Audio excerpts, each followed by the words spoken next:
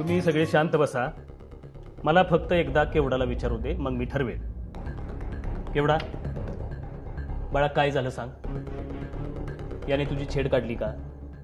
तुला रस्त्यात अडवून काय बोलला का? घाबरू नको, खरं खरं सांग.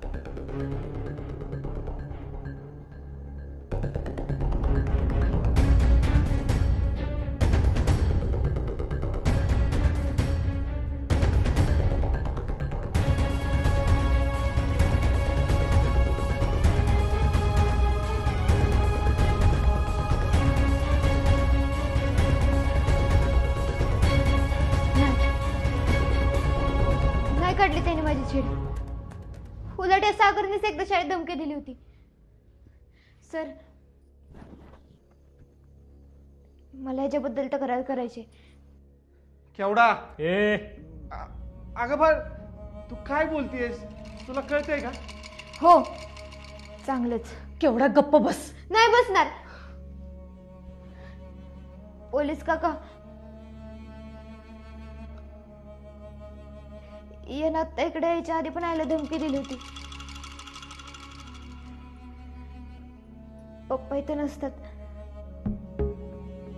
तेव्हा तेव्हा काही येऊ शकतं म्हणलं. हो साहेब, साहेब अवी पोरगी काय पण बोलतीये. बारकी ती.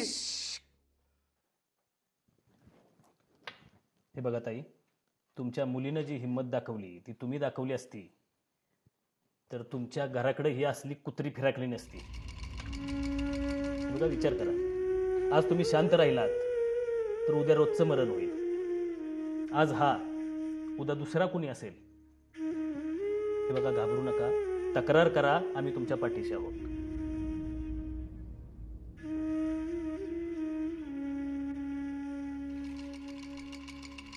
हाय, अभिजित म्हणतो, जर आपलं बरोबर असेल तर कुणाला घाबरायची गरज नसती.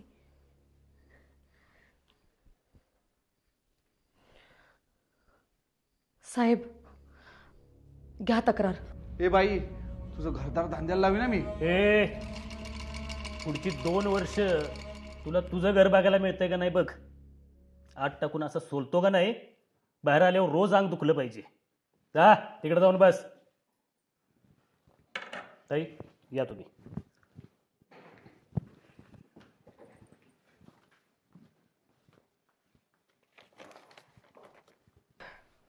बरं वाटलं केवढा. आज तरी तू तुझ्या मनाचं ऐकलंस.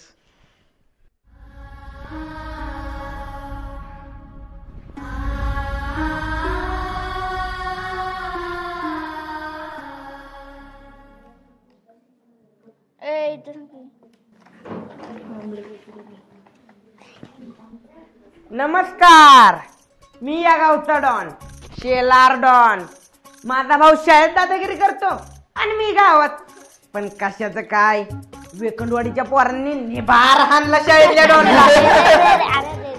मग पुढं काय झालं माझ्या? शाळेतल्या डॉनच्या भावनं सरासरी धमकी दिली. वेकंडवाडीच्या पोरांनी आणला असेल ना? हाणला तर, पण कशाचं काय, त्यांच्याच गावातल्या पोरीनं तक्रार केली आणि गावातला डॉन बसलाय जेलमध्ये जाऊन. पोलीस रोज सुलटून काढत असतील त्याला. पोलिसांसमोर कसा झाला होता मांदार डॉन. अरे मध्या, पण त्या शाळेतल्या छोट्या डॉनचं काय रे? त्याच वाईट वाटतंय र. ते आता कुणाच्या जीवावर उडणार. शाळेत आलो तेव्हा म्हणलं होतं का नाही, गावाचं नाव ध्यानात ठेवायचं, वेखंडवाडी. आता त्याला झोपत बी आठवणार, वेखंडवाडी. झोपत भिवून वाकावली होत नाही ना? नाही म्हणजे तसं काय वाटलं तर मुतारीत जाऊन ये बाबा. तुला मुतारी नाव लिहायला लय आवडते. वया तर कोरे आहे त्याच्या, आणि शाळेच्या मुतारीच्या बिस्ती गरगोटून ठेवल्या त्याला. मधुकर, काय सुरू आहे? बेंचवर उभं राहून काय शिकवतोयस? बस खाली. तू पण रे. बेंच बसायला दिलेत का उभं राहून भाषण करायला वय रे?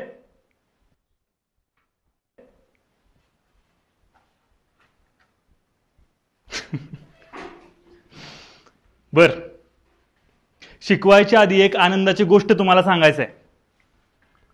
आपल्या शाळेची सहल जाणार आहे. ठोसेघर धबधबा या पर्यटन स्थळी आपल्या 8वीच्या विद्यार्थ्यांनी जास्तीत जास्त सहभाग घ्यावा अशी माझी वैयक्तिक इच्छा आहे. त्याचं काय, शाळे इतकंच निसर्गही माणसाला खूप काही शिकवत असतो, पण माणसाला त्याची जाण नाही. असो, निसर्गात जाण्याची ही संधी तुम्ही सोडू नये असं मला वाटतं.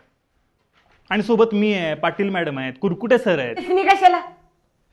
शाळेने नेमून दिलेत. चौकाकर सर सुद्धा आपल्या सोबत असणार आहेत. तुम्ही सहलीची फी भरली की आपण एसटीचं बुकिंग करणार आहे. त्यामुळे लवकरात लवकर फी मॉनिटरकडे भरा आणि नाव नोंदणी करून घ्या. कळालंय? सर एक विचारू का? तरी म्हणलं मधुकर अजून गप्प कसा? विचार. धबधब्यात पवायला भेटणार ना? अजिबात नाही. जीवाला धोका होऊ शकतो बरं का. मग तिथं काय जाऊन नुसतं पाणी बघून येतो होय?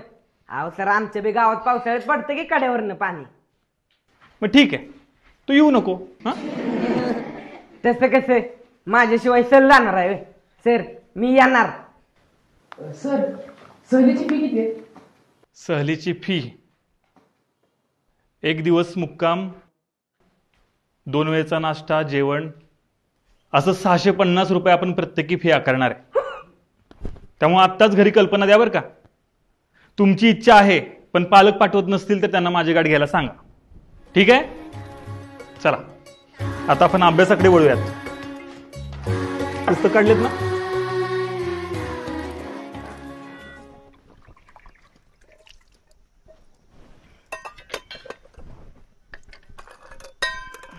केवढा तू येणारच ना सहलीला?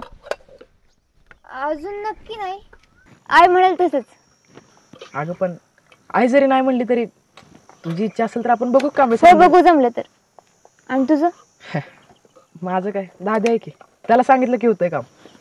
पण जर तू आलीस तरच मी येणार, नाहीतर नाही. का? अगं इथं शाळेत 1 दिवस नसलीस तर करमत नाही. दिवाळीची सुट्टी कशी काढली ते माझं मला माहित आहे. आणि एवढं लांब करमणार आहे तुझ्याशिवाय? अरे मी बी तू येणार असेल तरच येणार. आईला सांगते आता जायचंच नाही म्हणून.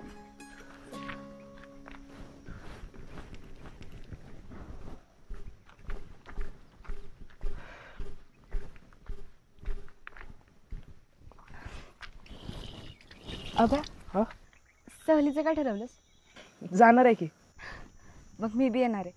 सरांनी जेव्हा सांगितलं ना तेव्हाच ठरवलेलं. अभय गेला तरच मी बी येणार. असं का? काय नाही, असंच. ते आता तुझी सवय झालं ना, बाकी काय नाही. रेशमी, त्या ज्योतीला सांग की सहलीला याला.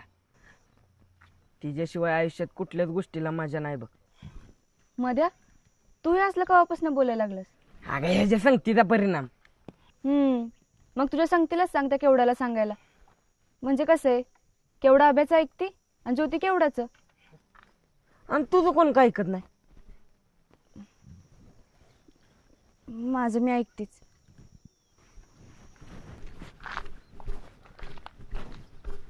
अभ्या, तिला कधी काय होतं काहीच कळत नाही बघ. अशी नव्हतरी हे. माणसं बदलतात मध्ये, कोणच आहे असं राहत नाही. नाळात कुंपून मारीन बघ असलं जड बोललास तर.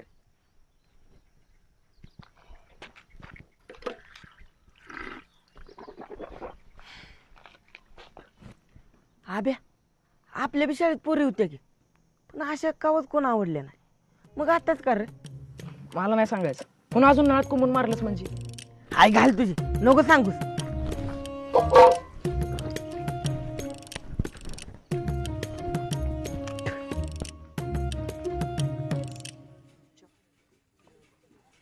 लकाव्या सहलीचं नुसतं ऐकूनच भारी वाटतंय. आपल्या मराठी शाळेचे कुठे गेलेले सहल? तेव्हा नव्हतं का असलं काय? अरे मित्र आयुष्यात पहिल्यांदा निघालो सहलीला, ते बी इतक्या लांब. होय, झालं होय तुझं आयुष्य बघून. मला वाटलं 14 वर्षात आहेस तू, तर 40ला निघालास. डायरेक्ट आयुष्यावर बोलायला लागलायस. अरे तसं नाही, म्हणजे आत्ता पावतर गेलो नाही र, असं म्हणायचं होतं मला. मला वाटलं तू बिना लग्नाचा म्हातारा झालास का काय. तुझ्याकडे काय लगीन सोडून दुसरं यश नसतो का? नुसतं लगीन लगीन हाय ना. सहलीला गेल्यावर ज्योतीला विचारणार आहे मी, काय विचारणार आहे? माझ्यावर लगीन करशील का? हा, ह्या विषय चांगला होता बघ. त्यात लगीन बिगीन कायच नव्हतं. लका ब्या तू तिकडे बघितलं की डायरेक्ट शालू नेसलेली दिसते आणि मी घोड्यावर बसलोय असं वाटतंय.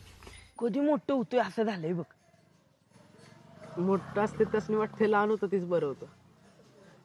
नेमकं कुठल्या वयात माणूस आनंदी असतो का नाही काय सांगता येत नाही बघ. अभ्या एवढा विचार नाही करायचा, आपला आपण आनंद शोधायचा. तुझा आनंद एवढा बारका असेल तो बी शोधायला लागत असेल हाय का नाही. मग काय. बरं मध्ये चाबरापणा बास्कर आणि सहलीला जायला एवढा नाचतोय. बाप फीचं पैसे देतो म्हणलाय का? आधी त्याचा विचार कर. हो लका बाप जा म्हणलाय सहलीला पण पैशाचा काही विषयच काढला नाही. आणि तुमच्या दोघांचं काय? आमच्या फादरने लगेच दिल्यात पैसे काढून, पण नापास झालं की रोजगार करून सगळे पैसे माघारी द्यायचं असं सांगितलं. आमच्या आबा म्हणलेत बाजार दिवशी देतो ज्वारी विकून. माझ्या दादाने लगेच दिलं बघ. म्हणला शाळा एक दिवस बुडली तरी चालेल पण सहल बुडवू नको. कसं आहे प्रवास माणसाला बदलवून टाकतो असं म्हणलं तो. पण तो प्रवास माझ्या नशिबात नाही वाटत. माझं नशीब बदलत नाही त्यावर माणूस कसा बदलेल. मी असंच राहणार आणि माझी परिस्थिती सुद्धा. मी जातो झोपायला. हा नाभ्या मी सहलीला दिलेलं नाव कट करून टाक. मला नाही जमायचं सहलीला यार. अरे पण ऐक तरी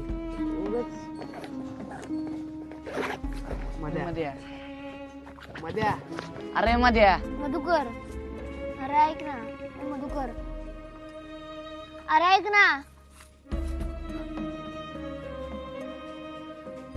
लाका आपल्याकडे पैसे असते तर आपण भरले असते का नाही याची फी. माझ्याशिवाय सहलीला मज्जा नाही. काहीतरी केलं पाहिजे. अरे पण आपल्या तरी हातात काय. पण खरंच कर ना एक येळ का नाही त्या केवढा शिवार करमल पण माझ्या शिवार नाही लागा. बघू शेवटच्या दिवसापात्र काय नाही झालं का नाही तर मी माझं बी नाव मागं घेईन. मी तर जाऊन काय करू आयुष्यात जाईन की काय. मग मी बी बापाला पैसे परत करेन. तेवढे 4 पैसे वाचतील. तुम्ही नाही तर मी बी नाही.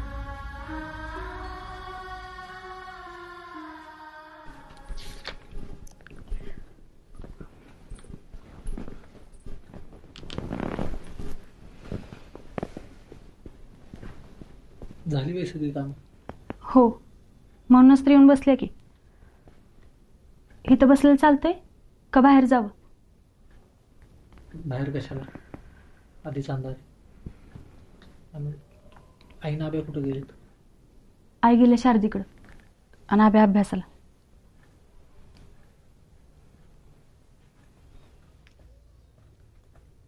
तुला भ्या नाही वाटत माझं आपण दोघंच घरात आहे? ब्या उलट विश्वास वाटतोय का तुम्ही असल्यावर मला कुणाला भ्यायची गरज नाही.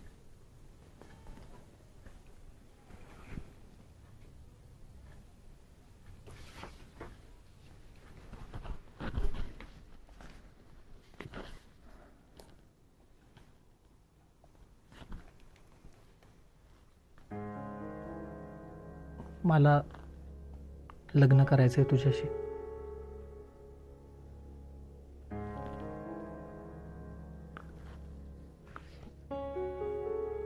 काय झालं? काहीतरी बोल. अशी गप न कर. एवढं सगळं होऊन बी मी हो म्हणेन असं वाटलंच कसं तुम्हाला? एवढं सगळं कळल्यावर बी मला स्वीकारणारी तू एकच वाटते मला. तुला माहिती आपल्यावर सगळ्यात जास्त प्रेम कोण करतं? ज्याला आपला भूतकाळ मान्य असतो.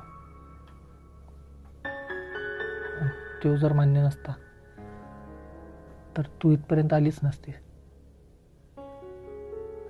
एवढाच विश्वास होता तर आधीच का नाही विचारलं? कधी कधी वाटलंच नाही की तुझ्या मनात बी असं काहीतरी असेल. त्यात तुझ्यासारखी अबोल माणसं ओळखणं लय अवघड. मनात विचारांचा प्रचंड कोलाहल सुरू असताना बी तू चेहऱ्यावर साधी खरी शुमटू देत नाही. त्यामुळे आलं नसेल लक्षात. शिवाय मन गुंतलेलं असलं की माणसाला भोवतालचं कुठं दिसतं. दिसतं ते एक माणूसच. खरंय, मला बी कायम तुम्हीच दिसता. वर्षातनं एकदा भेट व्हायची आपली, पण त्या भेटीच्या आठवणीवर वर्ष काढायची. तिकडं समोर कुणी बी आलं ना तरी तुमच्याशी प्रामाणिक असायची. कधी कुणाचा विचार नाही का कधी कुणी आवडलं बी नाही. तुमचा होकार का नकार काहीच माहित नव्हतं, तरी बी तुमच्याशी इमानानं राहिले. आणि ह्यालाच तर जीव लागणं म्हणतात ना. तुमच्या प्रेमापेक्षा आमच्या साध्या माणसाचं जीव लागणं लय बेकार असतं. स्वतःच असं काहीच उरत नाही, जीव सुद्धा. बापरे, मला वाटायचं मीच पुस्तकं वाचली तर मला सगळं कळतं. पण माणसं वाचणाऱ्यांच्या पुढे आमचा कुठं निभाव लागतोय. पण जे झालं ते बरं झालं. जर ती आली नसती आयुष्यात तर तू कवच हे तुझ्या मनातलं मला सांगितलं नसतं या जन्मात तरी. तुमच्याकडे प्रेम सांगतात, आमच्याकडे निभावतात, जपतात. सकाळ संध्याकाळ सांगत बसायची गरज नाही पडत आम्हासनी. अगं येडीस का काय तू? मला जर आधीपासून माहीत असतं ना तुझा असं विचार आहे तर तुझ्या पायापाशी जरी जागा मिळाली असती तरी मी माझं नशीब मानलं असतं. अहो हे काय बोलताय सा? आम्ही डोंगरावरची अडाणी माणसं, आम्हासनी असलं काही कळत नाही. पर तुमची जागा पायाशी नाही एवढं कळतंय बघा. एवढंच कळून घ्यायचं असतं. पण एक सांगू दीपे, माझ्याकडं तुला द्यायला काहीच नाही बघ. असा खिशानं फाटका माणूस आहे मी. काहीतरी मिळेल या अपेक्षेने व्यवहार होत, प्रेम नाही. तुम्हाला एक सांगू, तर ऐकणार असेल तर तुम्ही पोलिसांच्या भानगडीत नका पडू. तुम्हासनी काय झालं तर आईचं काय होईल? तुला नाही ना काय फरक पडणार? असं कसं नाही पडणार? म्हणजे नाहीच पडणार?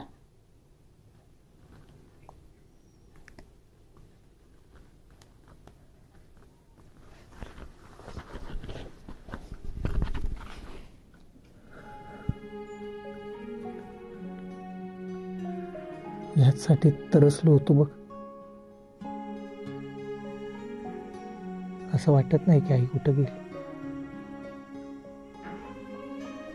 आई इथंच आहे तुझ्यात.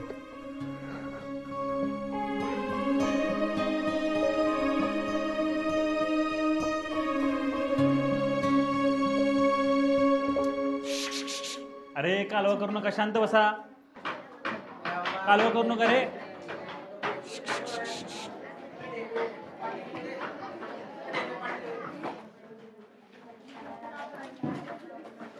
एक मिनिट, सगळे शांत बसले तरच सहलीला जाणाऱ्यांची यादी वाचून दाखवणार आहे. हा, शांत बसा. बरं आहे का, यादी वाचून दाखवायच्या आधी एक महत्वाची गोष्ट सांगतो. आपल्याला सहलीत खूप धमाल करायची आहे, पण शाळेने घालून दिलेले सगळे नियम व्यवस्थित पाळायचे आहेत. कुठेही बेशिस्त वर्तन करायचं नाही. आपण शाळेच्या जबाबदारीवर तिकडे निघालोय, त्यामुळे सगळ्यांनी एकत्र राहायचं. काल आहे का? हो सर. अभिजित वाच नाव. ज्योती जाधव, केवडा जाधव, धनश्री जाधव, सीमा कदम, पौर्णिमा कदम, शीतल जाधव, रेश्मा गाडगे, पल्लवी पवार, आकांक्षा लोरे, प्रतीक निंबाळकर, विनीत पवार, रोहित डेबे, सागर शेलार, शुभम पाठक, संकेत काळे, प्रथमेश पवार, प्रथमेश कांबळे, किरण पवार, विकास पवार, अभिजित पवार आणि शेवटचं नाव मधुकर पवार. आब्या मला काय म्हणलास का? अरे तुला काय नाही म्हणलो, तुझं नाव वाचलं. माझं नाव अरे चुकून लिहिलाची खुडते. चुकून नाही, तुझं नाव आहे. तू येतोय सहलीला. अहो पण सर, हे बघ, आधीचे 750 आणि आताचे 750 मिळून 1400 रुपये लिहून ठेवलेत मी. तू मोठा झालास की दे मला परत सगळे. अहो पण सर नको. हे बघ, सहल कॅन्सल करूया का? तू नाही तर कोणच नाही येणार, हो ना? बघ मध्ये अरे चल की, बघ तू नाही आलास तर कोणच नाही येणार. असं करू नका सर, येतोय मी सहलीला. पण लिहून ठेवलेत ना नक्की? अरे बाबा लिहिलंय, थांब तुला दाखवतो. ये बघ. नाही नको, त्याची काही गरज नाही, येतोय मी. जायचं ना सहलीला मग? अभिजित बस जागेवर.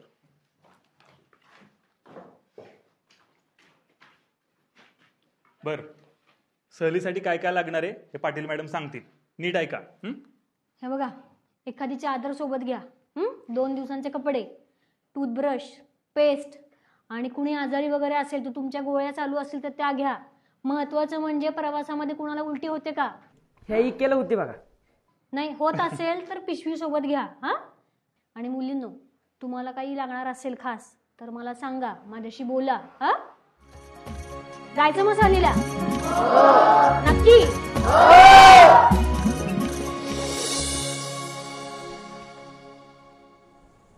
आमची पल्ली तर बाया पहिल्यांदा गावाबाहेर गेली असेल ना तर ती शाळेतच, आणि आज तर परमुलकात चालल्या. बाई आम्हाला तर लई काळजी लागल्या. पोरगी बोलत बी नाही हो कोणाशी. कसं वयाचं पोरीचं काय माहिती. अहो आमची रेश्मा तरी कधी हो कुठं गेली आहे. आता कशी राहते, काय करते कोणाच ठाऊक. अहो कुठल्या पाहुण्याकडे गेली तर रात्री रात सुद्धा राहत नाही, सारखी आई लागतीये. आता 2 दिवस चालली आहे. आता करमल का माझ्या पोरीला? हवा आता काय रडून घालवणार आहे तिला? हा, एवढी समजूतदार आहे रेश्मी, आणि बाहेर गेल्यावर तिला कळते की कसं वागायचं आणि कसं नाही. नाहीतर काय, सासरी नाही निघाली, येणारे 2 दिवसात माघारी. जाऊ दे तिला. तुला नाही कळायचं आईचं काळी. मला नाहीच कळायचं, पण तुम्हाच नाही कळतंय ना. अहो बाहेरच्या गावात निघाली. 4 गावं त्यांना कळतील, नवनवीन ठिकाणं कळतील, यासाठी सहल निघते. तुम्ही लग्नाशिवाय तर कुठं गावाच्या बाहेरच गेला नसाल. त्यांना जाऊ देत की, आणि हसून घालवा, असं रडू नको. काय हो बापू? हो, नाही तर काय. मला तर वाटतंय हे आमचं बियाणं तिकडे जाऊन राहिलं तर लय बरं होईल. अहो हसताय काय, नुसता डोक्याला त्रास झाला याचा. आमचं फादर बी तसं म्हणलं, सोडाय बी येणार नाही तुला. बर चल आय, येतो. काळजी घे. आय, तू बी काळजी घे. दार नीट लावून झोप, रडत नको बसू. एवढंच वाईट वाटत असलं ना, तुम्ही नका येऊ. तुम्ही पुरी इथंच बसा आणि गावातला धबधबा बघत बसा. आयला वाईट काय झालं की लागल्या रडाय, आणि त्यांच्या आईने बी आज लय पळकायला लागला. बर रेश्मा चला आता, नाहीतर एसटी गेली म्हणजे इथंच येऊन रडत बसायला लागेल. बरं दाद्या, शाळेपत्र सोडून येतोस का? अगाय सहली ह्याच्यासाठीच असतात की पोरांनी स्वतःची कामं स्वतः करावीत. नाहीतर आलो असतो की शाळेत अजून. बर चला.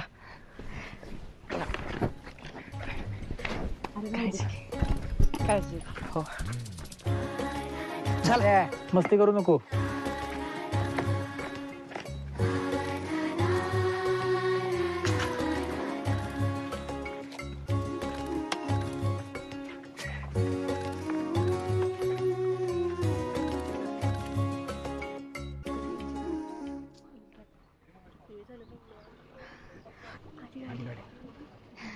गाडी आली. चला चला, बॅगा घ्या. गडबड करू नका, सगळ्यांनी शांततेत गाडी चढायचं, कळलं का? हो. एका लाईनी ते. चला, बॅगा घेतल्या का सगळ्यांनी? चला चला चला चला, ए चला, लाईन गडबड करू नका कुणी. चले पुढे चल.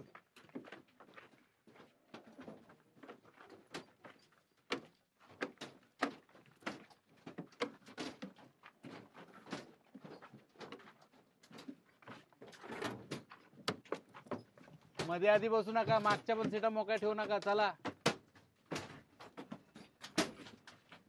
चला पटापट.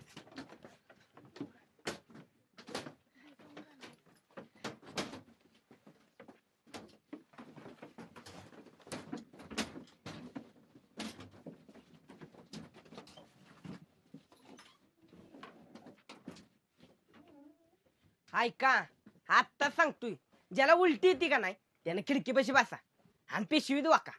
जास्तवर घाण केली आणि गाडी जर वास यायला लागला का नाही डायरेक्ट घरी घालवीन, ती बी गाडी थांबवून. कळलं का? आणि डोल्या सागऱ्या, एका सीटवर दोघं बसायचे इथे. या चष्मीजला घे तुझ्यापाशी.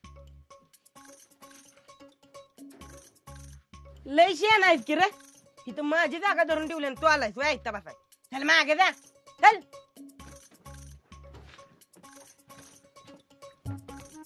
आणि पोरींनो, घरच्यांची आठवण येते म्हणून तिकडे जर तोंड पाडली तर एकेकीला धबधब्यातच टाकीन. आलोय 2 दिवस घरच्यांपासून लांब, तर राहावं की सुखाने. रोज उठून त्यांचीच तोंड बघायची येते. आणि कुणाला जर वाईट वाटत असले तर आत्ताच उतरा, गाडी अजून निघाली नाही. हाय का कोण तसं आपल्यात? हा, हाय का कोण? अलका कोबल. अरे वा मधुकर, काय सांगतोस मुलांना? अहो हेच की सर, तिकडे गेल्यावर कसं वागायचं म्हणून. ही सगळी गावठी आहेत, जिथं जाईल तिथं गावठीपणा करायची घाण सवय आहेच नाही. म्हणून म्हणले तिकडे गेल्यावर तसं वागू नका, म्हणजे झालं. कशाला? कसंय मधुकर, आपण जसे आहोत तसेच राहिलो तर कुठल्याही गोष्टीचा पुरेपूर आनंद घेता येतो. काय, भाषा ही आपली ओळख असती, ती अभिमानानंच बोलायची. कोणी घाटी म्हणलं तरी चालेल, घाटीतच खरी मजा आहे म्हणायचं. काय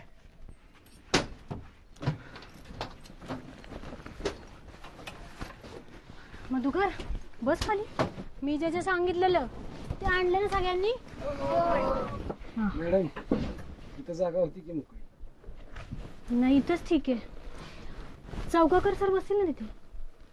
आणि कसं आहे ना सर, जागा रिकामी असली म्हणून नको तिथं बसत नाही मी, जागा निवडली मी.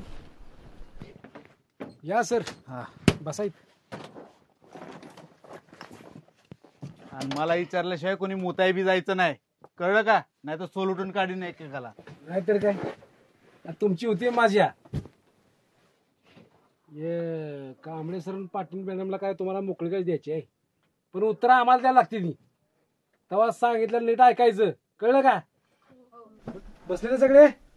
चला जाऊ द्या गाडी, चला चला.